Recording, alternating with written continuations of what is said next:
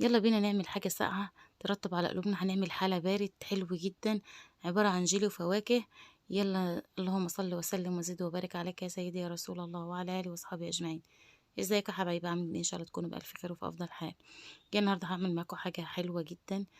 طبعا من عشاق، احنا أولادي واحنا كده من عشاق الجيلي. بس هنعمله تورتة الجيلي، حاجة جميلة جدا، عبارة عن جيلي وفواكه، حاجة كده ضرب نار. والله العظيم الكاميرا ظالمة لونها. الأول عايزاكم يا بنات تعملوا اشتراك في القناة لو مشتركتوش، واللايك أهم حاجة، اللايك عشان ده اللي بيرفع من الفيديو. تابع الفيديو للآخر. يلا بينا نسمي الله كده ونقول معانا ايه.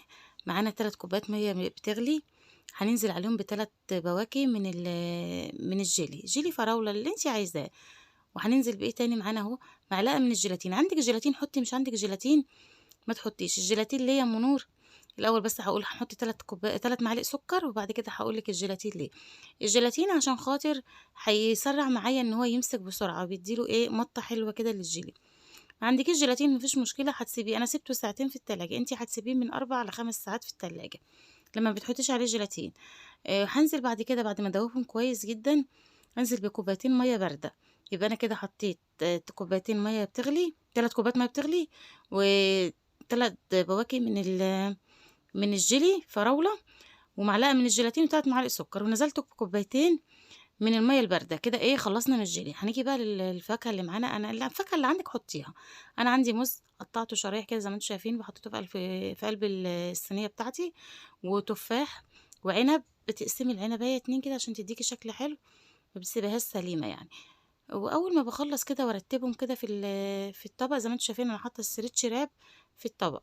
مش عايزة تحطّي ما تحطّيش، ممكن تدهني دهنة زيت تيجي تقلبيه هتقلب معاكِ بكل سهولة. كده إيه، سِبتهم في التلاجة حوالي ساعتين، هُم قعدوا ساعتين يعني ما قعدوش أكتر من كده. هابتدي أقلّبهم كده وهاقطّعها معاكم. طبعًا حلا حلو جدًا، فعلًا طريقته جميلة وسهلة من غير فرن. عملنا حاجة جميلة في الحَر اللي إحنا فيه، الدنيا حَر جدًا النهارده. بُصّي بقى هنقطّعها، شوفي الشكل بتاعها والله العظيم الكاميرا ظالمة اللون. فعلًا التليفون كان معاكسني النهارده، كان كل شوية يفصل، كل شوية يفصل. بس الحمد لله أنا ربنا قدّرني وكمّلت الفيديو. بُصّي الشكل بقى التورتة الجيلي بتاعتنا، حاجة كده ضرب نار ما شاء الله. حطّي لي لايك، ما تنسيش تحطّي لايك لتورتة الجيلي الجميلة دي. طبعًا حاجة كده جميلة خفيفة، مش مكلفة، حاجة حلوة لولادنا، تنفع حالا نعمله في العيد، بيبقى حاجة جميلة نقدمها لضيوفنا. حابة تحطيها في أطباق حطيها، اللي هي بتاعة الجيلي دي، اللي موجود عندِك حطيه. طبعًا عايزة أقول لكم ما تنسونيش في الاشتراك، وحطوا لي لايك، اعملي لي لايك للتورتة الجميلة دي. وما تنسونيش في الاشتراك يا بنات، وتابعوا معايا الفيديوهات للآخر عشان الفيديوهات اللي بترفع من القناة. واعملوا لي share لأصحابكم عشان يشوفوا الوصفة الجميلة دي. يعني بُصّي حاجة سهلة وجميلة، وبتعمليها بكل سهولة فعلًا، مش مكلفة.